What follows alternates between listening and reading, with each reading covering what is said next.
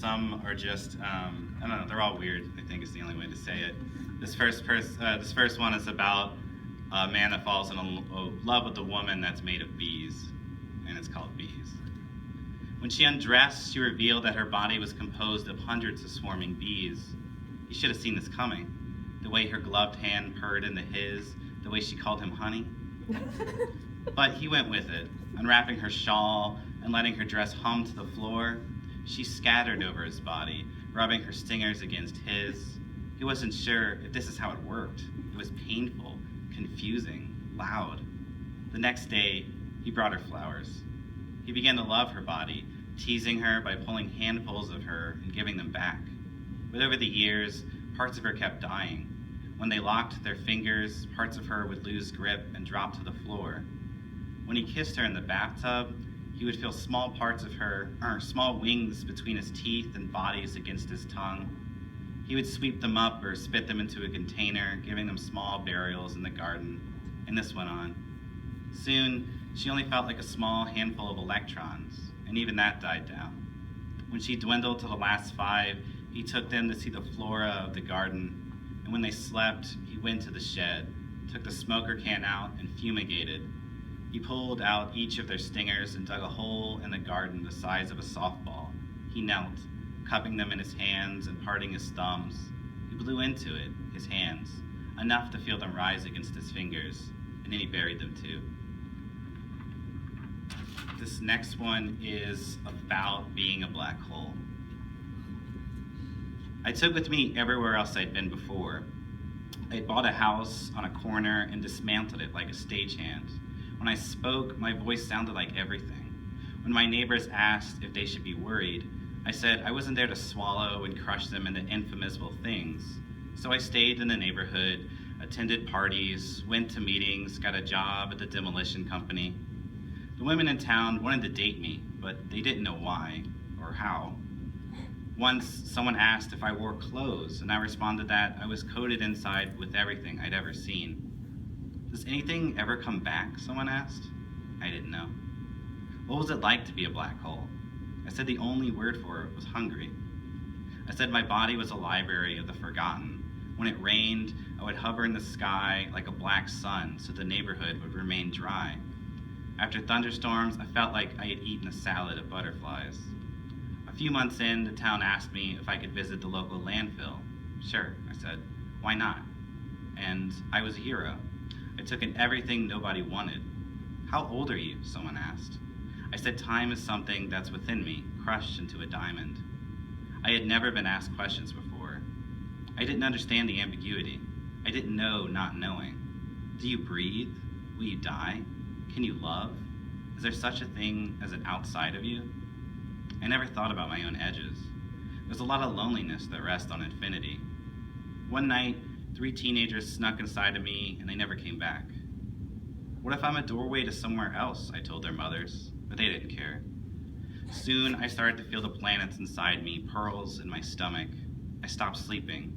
I would read long into the night about the impossible algebra of my body, how no one knew what or how or why or to what end. I wasn't sure I was even a black hole anymore. I stopped being hungry. When it rained, and it poured over the trash falling from the bins. One day, I vanished, and in my place was a black pyramid of things that used to exist. It cracked the earth and made a spiderweb of dirt. It looked like a monument and towered above the neighborhood. The earth was an olive to its toothpick. The moon began to orbit around it. There were stairs, and people started to climb them. They walked until they disappeared into the sky. The climbers made spacesuits and climbed further. They had children in spacesuits, and the children kept climbing. They would talk about their lives, their goals, the things that they loved, where they were going, and some wrote books about it, about what they would find. Some said it was a way to find God. A few wrote books about the bottom, about the neighborhood that they left and the people that remained, and then they kept climbing. This next one, I moved like I had 5 different addresses last year. I just had a lot of bad luck with living everywhere. And once I finally found a place I could stay in, it got bed bugs. and like they moved me into a place with bed bugs. And this poem definitely arose from like having to live with bed bugs for 2 months. It was a weird time in my life. It's called Insect. It figures the insects would come back. They come in through the windows, from the ventilation shafts. They move their exoskeletal lives across the linens of your bed. They push their segments against your arm hair, move past your shoulders, and place their 6 to 8 legs against the cracks of your lips. They clatter past your teeth. They travel through the rivers of your body and tug on your marionette veins, splaying your hands, expanding your lungs, your jawbone. They communicate in ways that you, a failure of evolution, can't. In the morning, they put your legs into your jeans. They comb your hair to the side, the way you like it. They tell your wife that they love her. She loves them too. They read your son a chapter and dim the lights, kissing him with the cracks of your lips. Nothing really has changed. If anything, things are better. As you fold laundry in the basement, a cockroach scatters in front of you, and you place your knees to the ground. You bow. This next poem is something I'm sure we've all experienced at some time. It's about falling in love with a washing machine. It's called Wash. The form his grief took was a washing machine. It showed up to his yard one day, so he let it inside and watched it drag its cables to the living room. "What do you want?" he asked the washing machine. He looked into his reflection in the black of its display. He felt himself darken. "Can you move?" he said. "I have to get to work." The machine beeped and blocked him from the front door. "Fine," he said. So he called in sick. He spent the day with the machine, tried to figure out its buttons, but they all felt foreign. The machine looked like one solitary eye. "I'm not really in the mood to figure all this out," he said. He wanted the machine to talk to him. He tried asking about its day, but all it did was beep. "Where are you from?" he asked. "How long will you stay here?" When he moved from room to room, it followed, moving its body like clumsy sci-fi. Suddenly his life was tied to something he couldn't understand. Maybe all it wants is to do the wash. So he did the wash. He filled its mouth with clothes, found some detergent, and shut the door. Machine washed cold, spin cycle. It beeped, and he found himself with a large quantity of burnt clothing. "This doesn't even seem possible," he said, for multiple reasons. He looked at the unconnected cables on the ground and shrugged. The next day, he took it to work. "This is my machine," he said. He took it to work every day. He even opened up his cubicle to accommodate its bulk. He didn't feel so alone now. It felt nice having a washing machine. He started taking it to dinner. "Table for 2, he'd say, showing the hostess the tattered dress he draped around the machine. He would pour expensive wine into its open door, cut up its steak.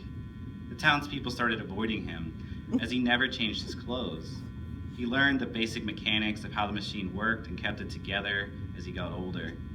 When he was diagnosed with cancer, he asked the doctor, "But who will take care of her?" gesturing to the box that had followed him to the hospital. He had weeks to live, the doctor implied, and he shouldn't worry about that. But he did. He did worry about that. He wasn't sure if someone was going to take her, if they were going to make her wash. In some form, she was going to go on without him or be used as parts, and he didn't know what to do, so he opened her door and he crawled inside. All right, I have about 2 more. Let's see if I can find them. This one, I turned in my thesis to Colbarth. It's 24 poems, and he's like, "I really like 22 of these, but 2 of them," and I quote, "fucking suck." So I wrote 2 more, kind of in like 2 weeks' time, and this is one of them that came out of it. These last 2 are the 2 that came out of it. This is about a woman that falls in love with a house that's on fire. There's a weird theme to these poems. She was in love with a house on fire. The house was always on fire. It was born this way. She noticed it on her walk home from work. She had never seen such brash charm come from the flames of a porch. Since then, she took the same walk home from work every day, even sometimes on weekends. She'd stare longingly into the windows she took for eyes, but the house never bothered to notice her. It just kept burning to the ground. She felt there was a lot that they had in common. After months of this walking and longing, she decided to step onto the porch, her sneakers clinging to the boards. She opened the front door, though the knob took parts of her palm and fingerprints. She walked down the hallway as her hair and clothes ignited in anticipation. There was no going back now, not really. She ascended the stairs, her skin hugging her femurs and humeri with each step. She felt her bones tell the blood its boiling point. When she made it to the bedroom, she found her body, dark and cold, in a flaming mirror. It was hardly a body anymore. This was all she wanted. Her skin began to flake and crumble as she moved to the bed to pull the sheets of fire over her and tuck herself in. She patiently waited for what would happen next. And this last poem is a pretty strange poem, and it's about Joanna Newsom. If anyone knows who Joanna Newsom is, I feel like you would, because of Callie. Does anyone else know? She's this singer that plays harp, and she has a very weird voice, and it's kind of like, most people don't like it. It's like all over the place and very piercing, and she's a really good writer. And I think the only thing you need to know else about this is she has an album called East, like the place in France, the story, and it was like covered in water. So it's called Joanna. Your voice like a guitar solo. The way you sing buries me. The contortion of your mouth is what I think of when I think of love. Singing, you say, is like dying repeatedly in front of a crowd, like burning out loud, your body golden, then burnt like sugar, your voice engulfed in the movement, the things we cannot control, Joanna. Your tongue curling to the syntax of your lungs, forming words like ghosts to a world that believes in ghosts.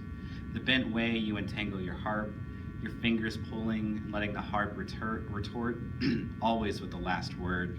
There's no end to the argument, and me, speechless. Things I couldn't do to you.